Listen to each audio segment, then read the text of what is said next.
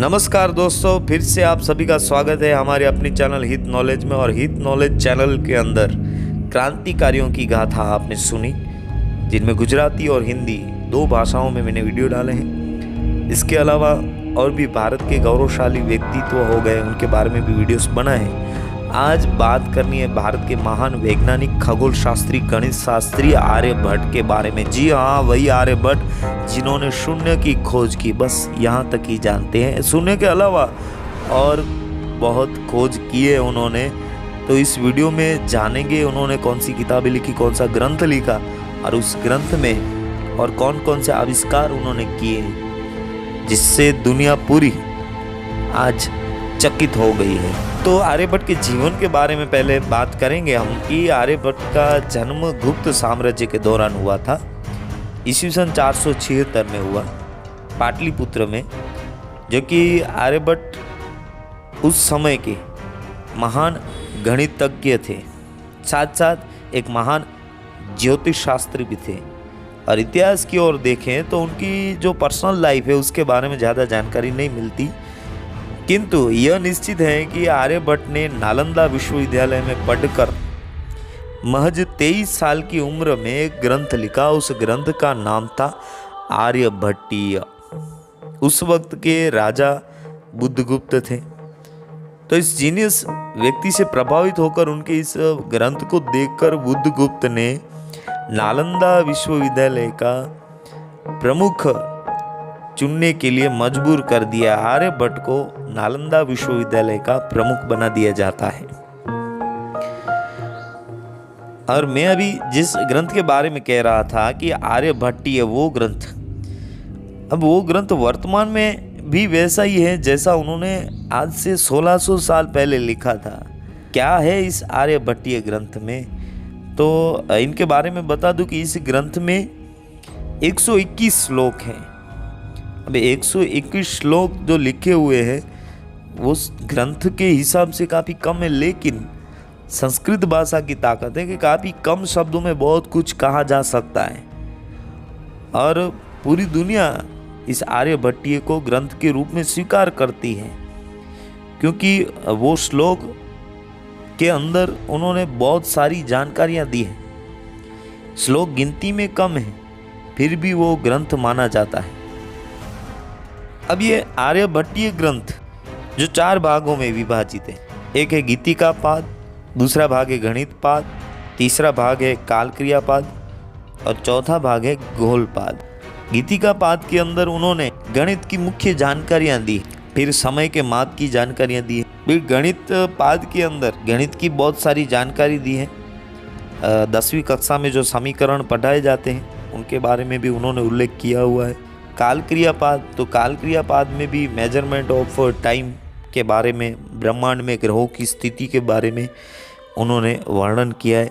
साथ ही साथ कहा जाता है ना कि speed equal to distance upon time, ये फॉर्मूला आर्यभट्ट ने दिया है। और एक हिस्सा जो है आर्यभट्टीय ग्रंथ का वो है गोलपाद। देखो, गोल नाम से ही पता चल जाता है कि ये जो हिस्सा है वो ब्रह्मांड से रिलेटेड भाग है वो, तो उसमें ग्रहों के बारे में लिखा है।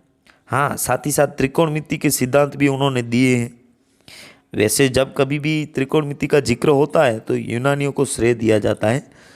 आपको बता दूं कि यूनानियों से ज़्यादा आर्यभट्ट का त्रिकोणमिति में बहुत योगदान रहा है इस खोज के पीछे। दोस्तों, गणित के इक्वेशन फॉर्मूला उन्होंने संस्कृत के श्लोकों में लिखे हैं, तो ये बहुत हैरान कर देने वाली बात है, क्योंकि उन्होंने जो श्लोक लिखे हैं वो अंकों के स्वरूप में नहीं लिखे, बल्कि शब्द लिखे हैं। कुछ बातें इन्हें महान बनाती हैं कि भाई गणित के बड़े बड़े फॉर्मूला उन्होंने संस्कृत शब्दों में लिखे। देखा जाए तो वे शब्द है ही नहीं, बल्कि संख्या के शब्द स्वरूप हैं।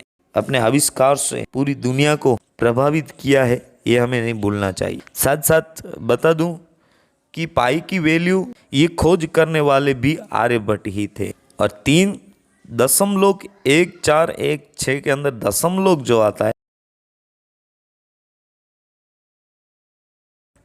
दशमलव की भी खोज आर्यभट्ट ने ही की थी।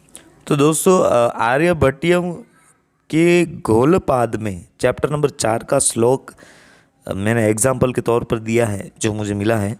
चंद्रो जलम मर्को अग्निर्मृद बुच्छायापि या तमस्त छादयति शशि सूर्यम शशिनम महति च बुच्छाया।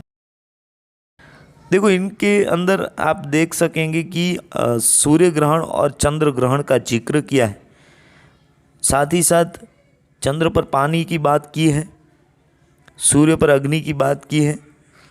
Moon is of water, sun is of fire, earth is of soil and its shadow is of darkness. The moon covers the sun, solar eclipse, and the great shadow of the earth covers moon, lunar eclipse. तो सर्वप्रथम आर्यभट्ट ने ही सैद्धांतिक रूप से यह सिद्ध किया था कि पृथ्वी गोल है और उसकी परिधि अनुमानतः 24,835 मील है और यह अपनी दूरी पर घूमती है, जिसके कारण रात और दिन होते हैं। इसी तरह ग्रह अपनी दूरी पर घूमते हैं, वो उन्होंने सैद्धांतिक रूप से कहा है। जैसे आगे बताया सूर्य ग्रहण, चंद्र ग्रहण के बारे में। गणित के साइन के कोष्टक भी उन्होंने दिए। बीज गणित में उन्होंने कई संशोधन किए, संवर्धन किए और ज्योतिष का आर्य सिद्धांत बहुत प्रचलित किया। आर्यभट्ट सिद्धांत नाम एक ग्रंथ की रचना की थी, जिसमें रेखा गणित, वर्गमूल, घनमूल जैसी गणित की कई बातों के अलावा खगोल शास्त्र की भी गणनाएं, अंतरिक्ष से संबंधित बातों का भी समावेश उन्होंने किया है। और आज मैं आपको बता दूं, हिंदू पंचांग तैयार करने में इस ग्रंथ की मदद ली जाती है। आर्यभट्ट ने सूर्य से विविध ग्रहों की दूरी के बारे में भी बताया है। वह आजकल के माप से मिलता जुलता है दोस्तों। आज पृथ्वी से सूर्य की दूरी लगभग 15 करोड़ किलोमीटर मानी जाती है। इसे एयू यानी कि एस्ट्रोनॉमिकल यूनिट कहा जाता है। आज से 1600 साल पहले क्या टेक्नोलॉजी थी, किस हिसाब से उन्होंने गिनती की होगी, वो तो हैरान कर देने वाली बात है।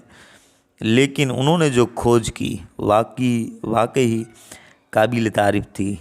दोस्तों, भारत के ऐसे महान खगोल शास्त्री, ज्योतिष शास्त्री, गणितज्ञ, इस जीनियस व्यक्ति आर्यभट्ट के चरणों में कोटि कोटि वंदन। धन्यवाद। भारत माता की जय।